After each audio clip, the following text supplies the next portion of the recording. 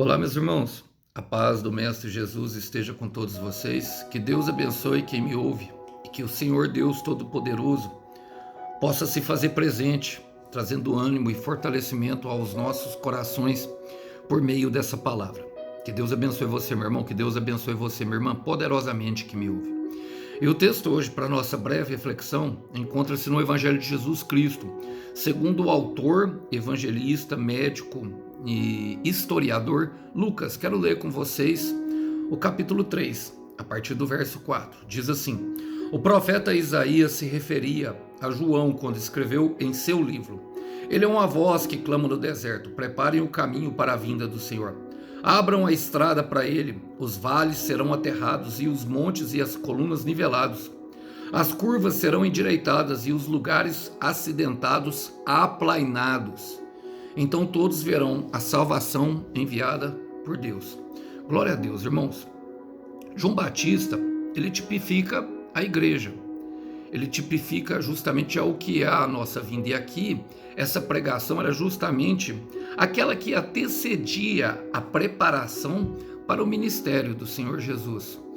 E muitas vezes nós, como igreja, somos assim, além de nós prepararmos a vinda do Senhor, e a igreja, a pregação de hoje é justamente essa volta do Senhor Jesus Cristo.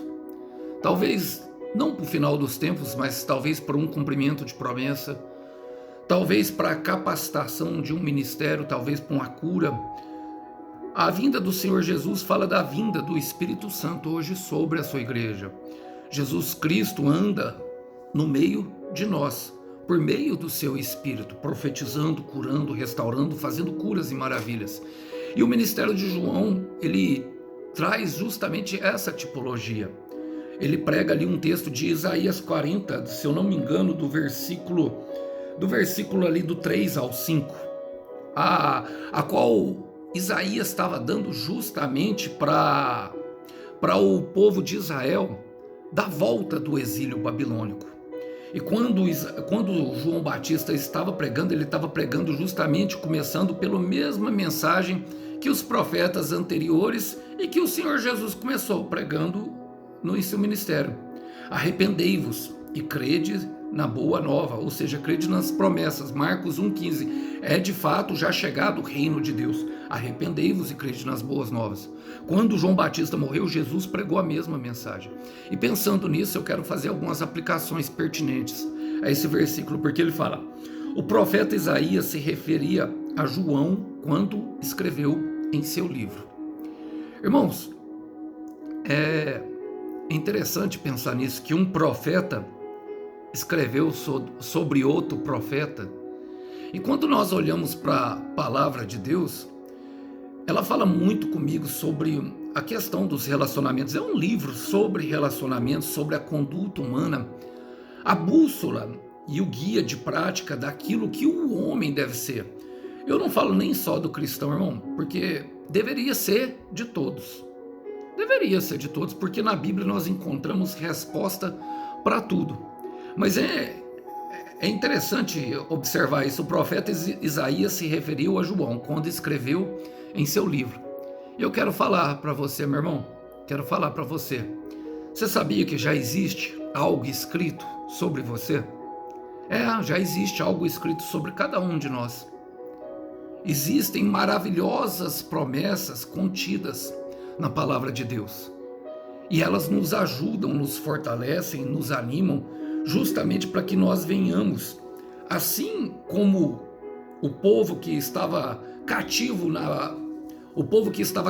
na Babilônia estava regressando agora para a terra da promessa, o que é chamado de o segundo êxodo, precisavam de fortalecimento. Havia muitas promessas que haviam sido escritas por meio dos seus profetas e que servem para nós hoje, quando passamos por momentos como esse, de exílio, momentos de solidão, momentos de dificuldade, momentos em que a família está destruída, momentos em que o trabalho já não existe mais, já perdemos o trabalho, já não existe mais condição ou perspectiva naquele momento de trazer uma solução para os nossos filhos, para nossa esposa, sustentar a nossa casa. É quando estamos desesperançados.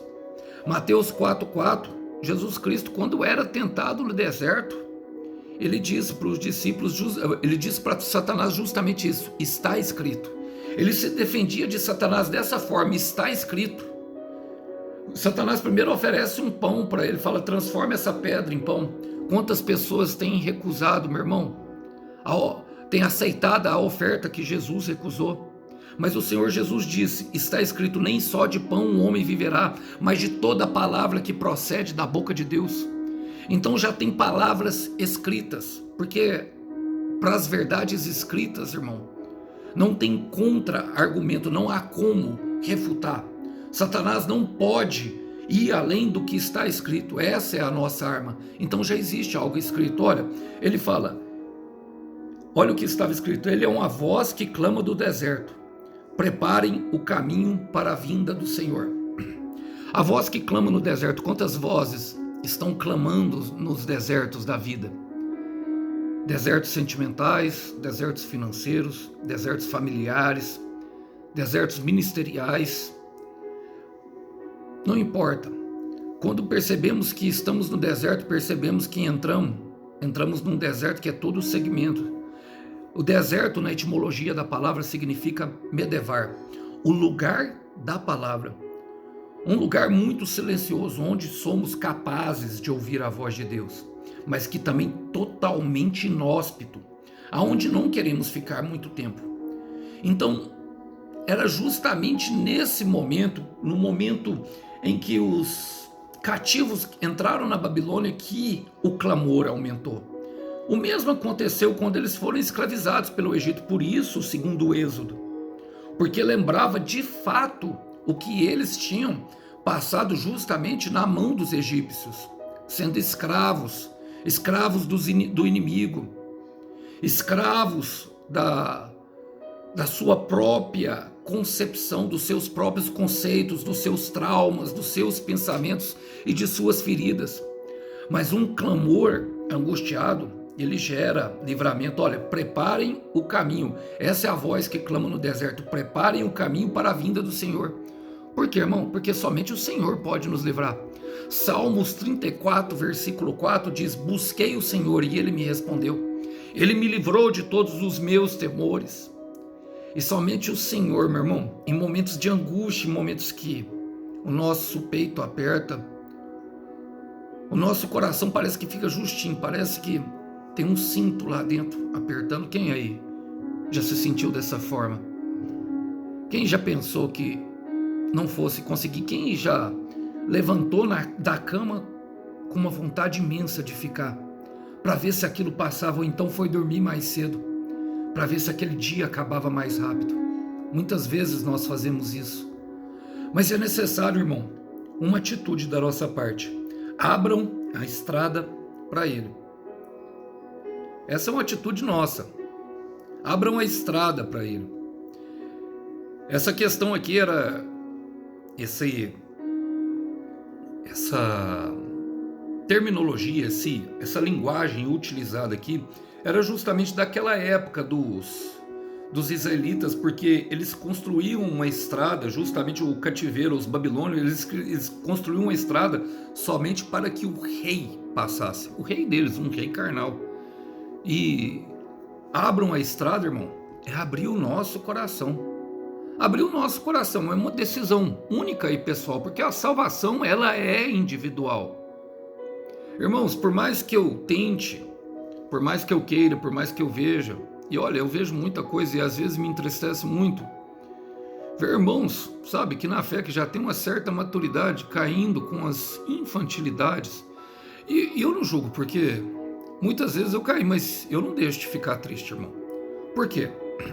Porque é uma questão de abrir o coração e de entender que vai passar por momentos de dificuldade.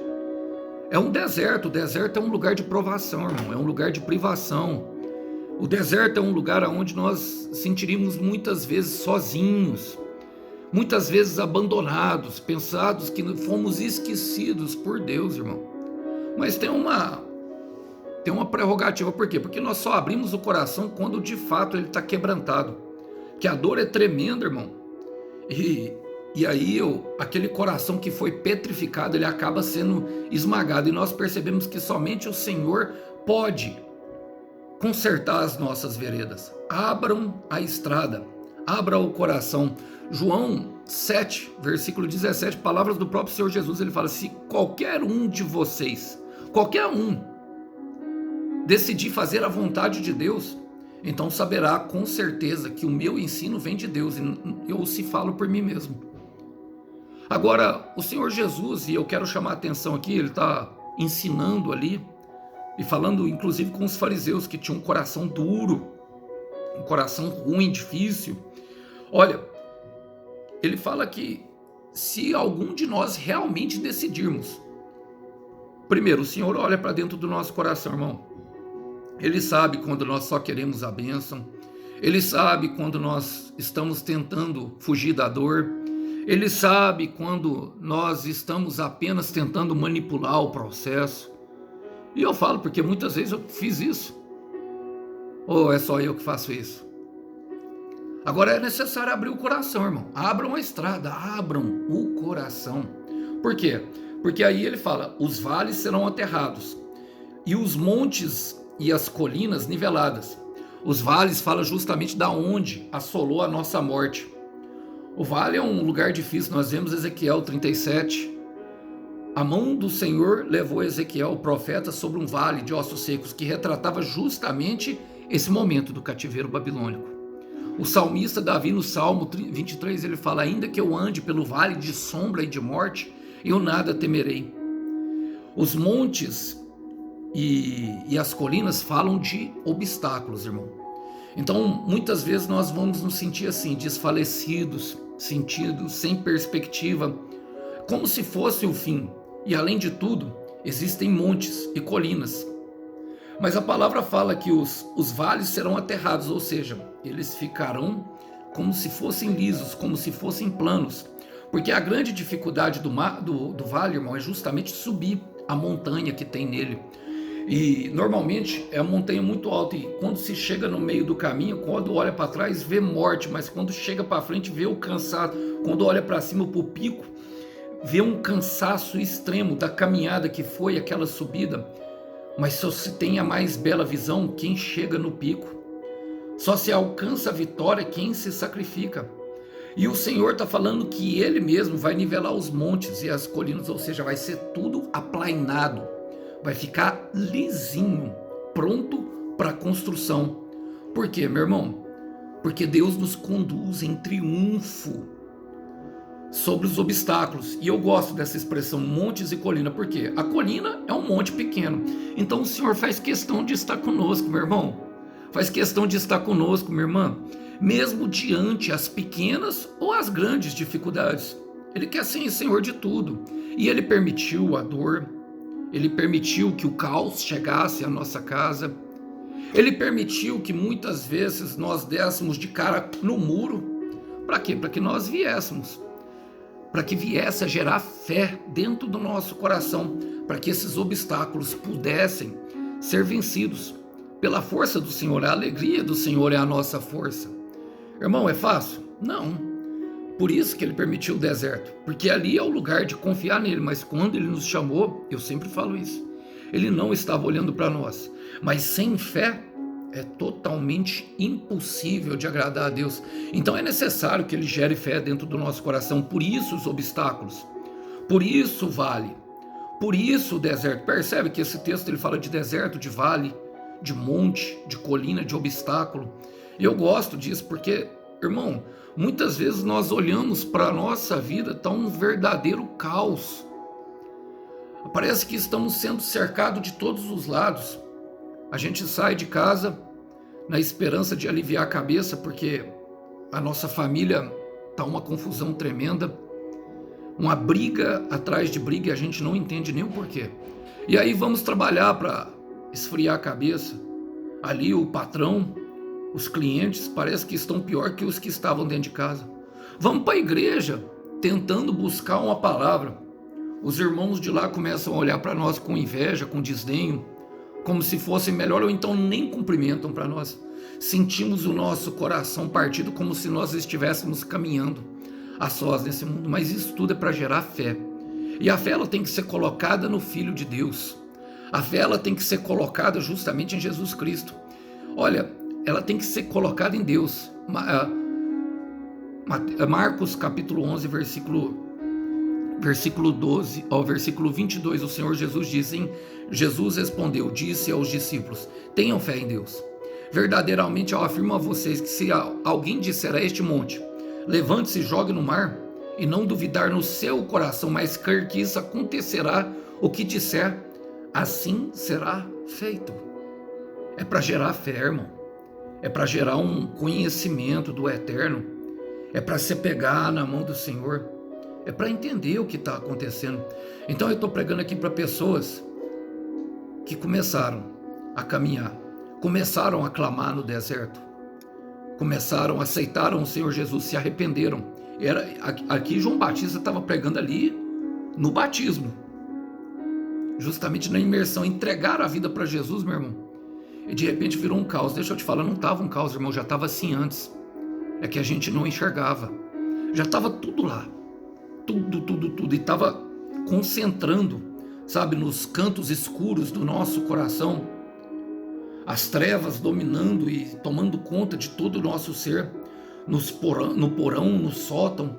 Ela estava se instalando cada vez mais e se tornando cada vez mais densa. O que Jesus fez foi tirar a venda para que nós pudéssemos ver de fato o que estava acontecendo conosco. Mas a palavra fala, e ele promete para nós, ele fala: as curvas serão endireitadas e os lugares acidentados aplanados. E aqui fala justamente de um lugar do nosso coração, fala justamente dos nossos caminhos. Porque, irmão, o caminho do Senhor é reto. Eu já contei esse testemunho para vocês. Uma vez eu ouvi a voz do Senhor. Ele me acordou e eu, em lágrimas, eu levantei da minha cama. Eu chorando. Eu nunca acordei chorando, irmão. Foi só essa vez. Eu acordei com muitas lágrimas, eu acordei chorando. E eu ouvi uma voz falando assim: eu te conduzirei por um caminho de retidão e honra. E o que é um caminho de retidão?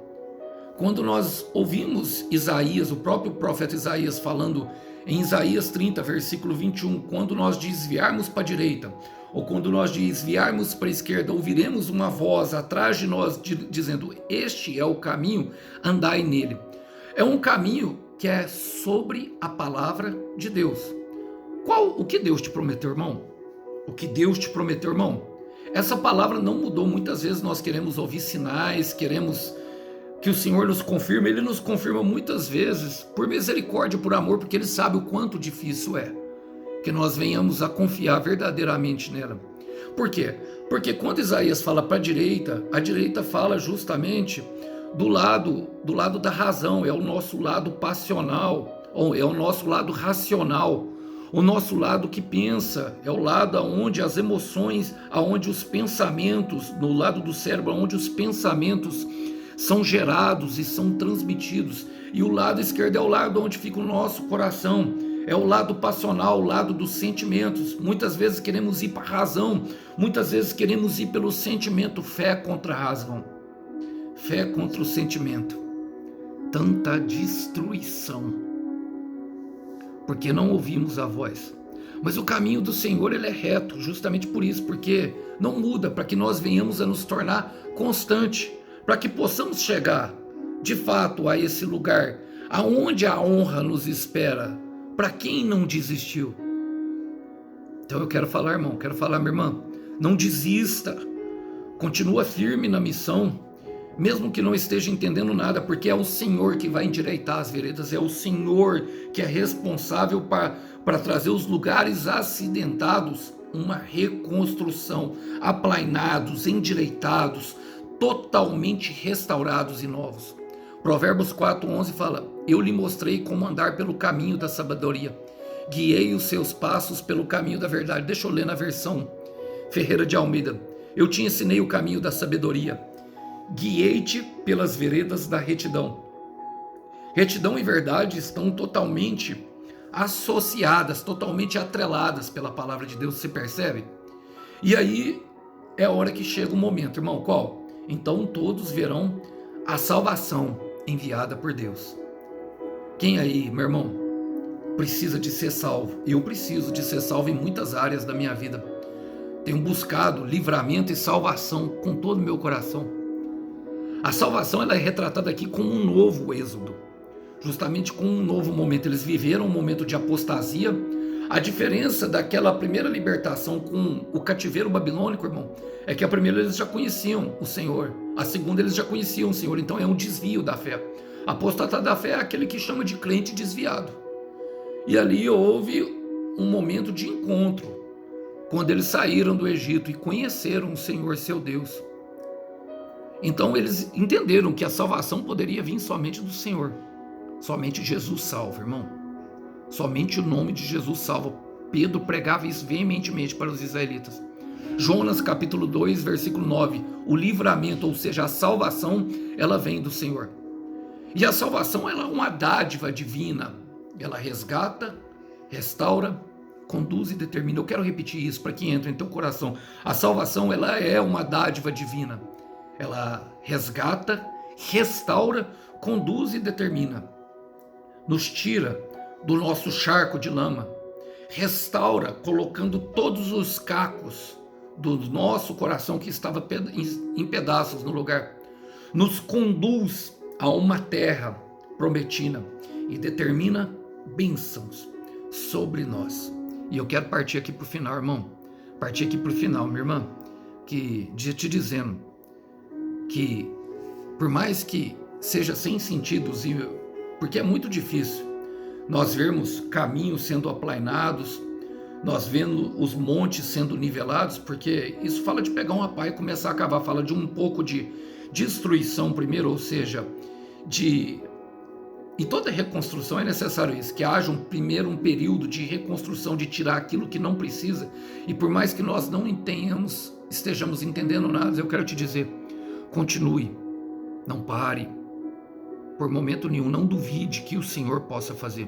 Não há nada muito impossível para Ele. Eu não sei o que você entregou, eu não sei o que você tem pedido. Não há coração que Ele não possa transformar, não há sonho que Ele não possa realizar, e não há nada difícil demais para o Senhor. Saiba que o Senhor tem a solução para o teu problema e que no tempo certo o Cordeiro tem a recompensa para o teu sacrifício. Que os irmãos possam ficar com essa breve mensagem. A paz do Senhor Jesus esteja com todos. Deus abençoe. Tchau, tchau.